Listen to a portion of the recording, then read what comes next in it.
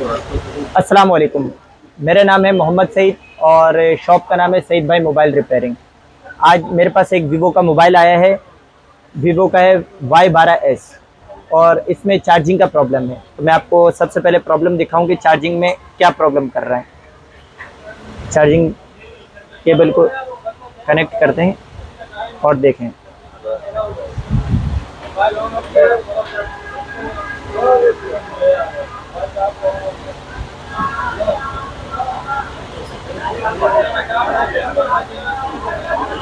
देखें, इसमें लिखा हुआ है phone temperature too high, charging stop it. Temperature too high का प्रॉब्लम आ रहा है। तो टेम्परेचर टू हाई का फॉल्ट आज हम बनाएंगे। तो इससे पहले मैं आपको कुछ थोड़ी बहुत चीज़ें समझा दूँ। देखें, इस मोबाइल फ़ोन में वीवो Y12S मोबाइल है। इसके अंदर पावर आईसी लगी हुई है MT6357। इस मोबाइल फ़ोन में दो पिनों को हम फोकस करेंगे, एक पिन नंबर R9 और एक pin number R13। Pin number R9 एक 1.8 वोल्टेज लेकर आउट होती है और इसमें सीरीज में एक रेसिस्टर लगा 51K का। उसके बाद फिर यहाँ पर एक 1K का रेसिस्टर एक और आ रहा है, यहाँ से गुजर कर फिर उसके बाद B2B कनेक्टर पिन नंबर 5 पर आ रही है, जो कि बोर्ड का B2B कनेक्टर है। यहाँ पर ये पिन आ रही है। इस 1K का जो रेसिस्टर है, इसके ऊपर अगर हम GR यहाँ पे चेक करेंगे तो 583 GR है और इसके आउटपुट पे अगर हम चेक करें तो 1525 के करीब इसके GR हमें देखने को मिलेगा। 1K का रेसिस्टर अगर पिन नंबर 5 के ऊपर अगर 1525 GR शो कर दे तो हम ये समझेंगे कि हमारी ये सप्लाई यहाँ तक ओके है। अब पिन नंबर R13 और R9 इन दोनों के बारे में थोड़ा सा मैं बता दूं। पिन नंबर R9 जो है 1.8 वोल्टेज यहाँ से आउट कर रही है और पिन नंबर R13 इसमें अगर हम देखेंगे पावर आईसी के अंदर तो इस सप्लाई का नाम है बेट ऑन सप्लाई। ये सेंस करती है, ये सेंसिंग सप्लाई है या आउटपुट सप्लाई है। अभी हम थोड़ी सी डिवाइडर सर्किट की भी बात कर लें। देखें, डिवाइडर सर्किट में दो रेसिस्टर होते हैं, दो रेसिस्टर है। एक रेसिस्टर सीरीज में लगा हुआ है R1 और दूसरा जो रेसिस्टर है R2 ये हमारा पैरेलल में लगा हुआ है। R1 की जो इनपुट वोल्टेज है वो है 1.8 वोल्टेज और R1 जो है हमारी इसकी वैल्यू है 51K और R2 की जो वैल्यू है वो भी 51K। R1 R2 जब ये दोनों 51K होंगे और इस पे जब हम एप्लीकेशन के ज़रिए से या फिर और किसी ज़रिए से अगर हम मालूमात निकालें, इसके वोल्टेज निकालेंगे तो इसके वोल्टेज निकलेंगे 0.9 वोल्टेज, 0.9 वोल्टेज होंगे। डिवाइडर सर्किट बनने के बाद 0.9 वोल्टेज बनना चाहिए। तो सबसे पहले यहाँ पर हम ये देखते हैं कि ये रेसिस्टर 1.8 वोल्टेज आउटपुट कर रहा है या नहीं कर रहा है और यहाँ पर GR 115-25 यहाँ GR आ रही है नहीं आ रही है। अगर 15-25 GR आ रही है तो R13 से यहाँ तक की सप्लाई हमारी ओके है और अगर हमारे को यहाँ पर 1.8 वोल्टेज देखने अगर मिल जाए तो हम ये समझेंगे कि हमारा R1 रेसिस्टर ओके काम कर रहा है। और अभी जो हमारे पास जो एरर आ रहा था टेम्परेचर टू हाई का एरर आ रहा है। जब टेम्परेचर टू हाई का एरर उस वक्त आता है जब डिवाइडर हमारी टूट जाती है। डिवाइडर जब टूट जाए तब आता है टेम्परेचर टू हाई का एरर।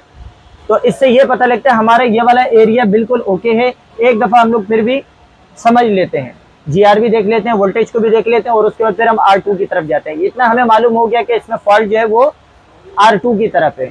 इसको समझते हुए हम लोग वहाँ पर जाते हैं, R2 पर जाते हैं। यहाँ पर मैंने डायग्राम से मैंने कुछ कोड है जैसे कि R1321 और R13320 ये नंबर मैंने नोट करके रखे हैं जो कि मैं आपको भी दिखाता हूँ बोर्नियो में।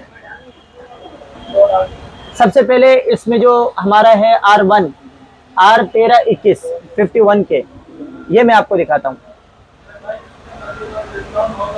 और MT6357 पिन नंबर R9 ये पावर है। सबसे पहले मैं आपको मॉडल दिखाऊं कौन सा है।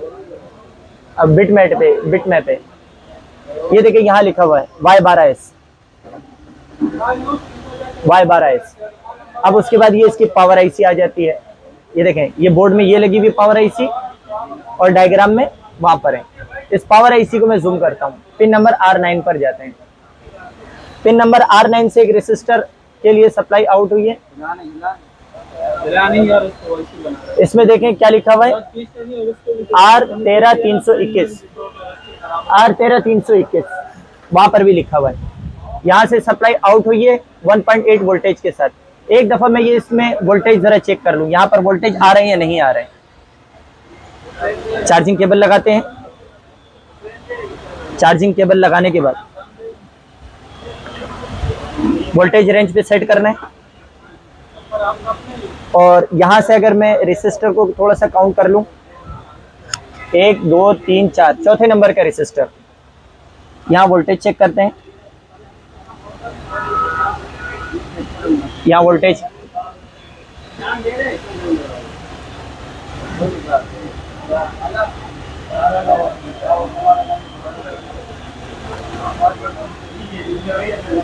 ये देखें 1.7 वोल्टेज शो करा रहा है, 1.7 वोल्टेज आ रहा है। इससे हमें ये मालूम हो गया कि हमारा R1 रेसिस्टर ओके है।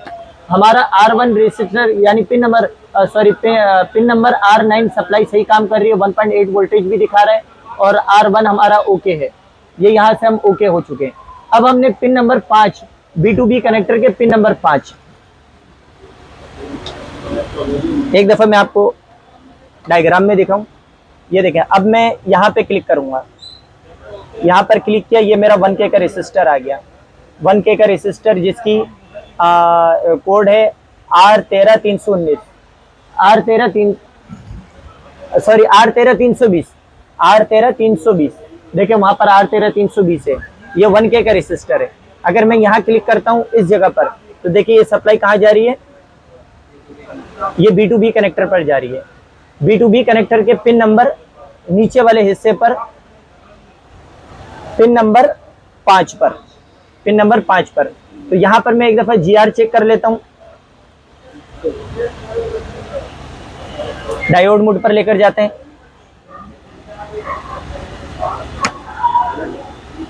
बोर्ड बाहर निकाल लूं एक दफा।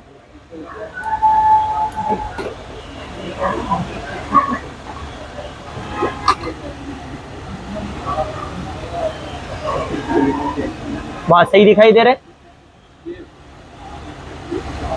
अच्छा, 1 2 3 4 5 नंबर की पिन। देखिए GR कितनी दे रहे? 1528। तो इसका मतलब ये हुआ कि हमारा R1 प्रॉपर तरीके से ओके है और उसके अलावा pin number R9 R13 bet on, ये सारी सप्लाई हमारी ओके है यहाँ पर। तो प्रॉब्लम जो है वो इस वक्त हमारे R2 पर है। बाज़ लोग ये समझते हैं कि बैटरी में है तो बैटरी में R2 नहीं है। बाज़ लोग ये समझते हैं कि इसका R2 जो है सब बोर्ड में है, तो सब बोर्ड में भी नहीं है। मैं आपको बताता हूँ कहाँ पर है। कहाँ गई रिबन इसकी? रिबन कहाँ गई है? हाँ, रिबन तो लगी हुई है। R2 का जो रेसिस्टर है वो हमारा ये लगा हुआ है, रिबन में लगा हुआ बैक साइड पर। ये यूं लगा हुआ होता है सर्किट में। इसको अगर हम पलटेंगे तो यहाँ पर हमारे को R2 का रेसिस्टर देखने को मिलेगा। इस रेसिस्टर पे पहले भी काम हुआ है।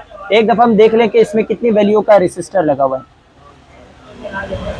किसी ने काम किया, कोशिश की, मीटर को ओम्स मोड पर सेट करेंगे। मीटर को ओम्स मोड पर सेट कर दिया। अब हम इसकी वैल्यू को चेक कर लेते हैं। 98 यानी 100K का इसमें रेसिस्टर लगा हुआ। तो 100K तो नहीं चलेगा इसके ऊपर, इसमें चलेगा 51K। तो अब इसके लिए क्या करें? दूसरे बोर्ड से हमने रेसिस्टर निकालना है 51K का। तो मेरे पास ये एक बोर्ड पड़ा हुआ है हॉट 9 प्ले का। हॉट 9 प्ले के बोर्ड में हम जाएंगे, यहाँ सर्च वाली जगह पर हम लोग लिखेंगे 51K। तो 51K का हमारे को यहाँ पे रेसिस्टर इसने बता दिया। इन्होंने ये बताया 51 से 56 तक ये जा सकता है, कोई बात नहीं। तो इसके जो कोड है R2303, इसको हम कॉपी करेंगे। कॉपी करने के बाद इसको हम इस जगह पे पेस्ट कर देंगे। तो R2303 यह हमारे को मिल गया। हमारी जो EMMC IC है इसके बिल्कुल ऊपर की तरफ है। यहाँ एक छोटी सी एक IC भी लगी हुई है, ये देखो, सेम लोकेशन। कौन भाई, ये वाला रेसिस्टर, इस रेसिस्टर को भी हम चेंज करेंगे। तो सबसे पहले मैं यहां से रेसिस्टर रिमूव कर लेता हूं, रिबन से।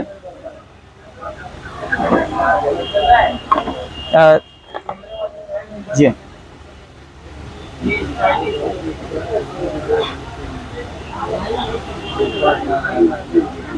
यहां से मैंने रेसिस्टर को रिमूव कर लिया।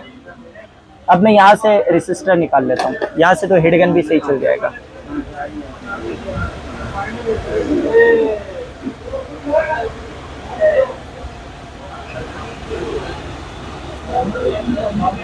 कैमरे में दिख रहे हैं, वहां दिख रहे हैं।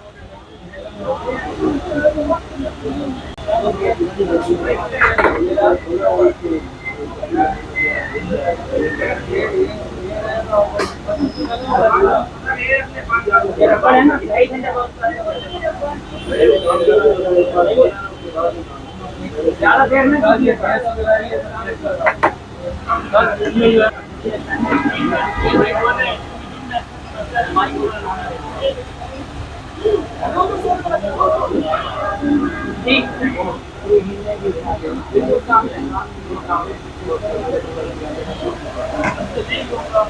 ये रेसिस्टर मैंने इसके ऊपर लगा दिया, R2 का रेसिस्टर मैंने इस पे रिबन में लगा दिया। अब एक दफ़ा इसको हम चेक कर लेते हैं।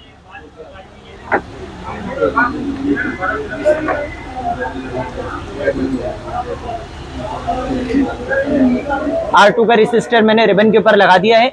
अभी हम इसको चेक कर,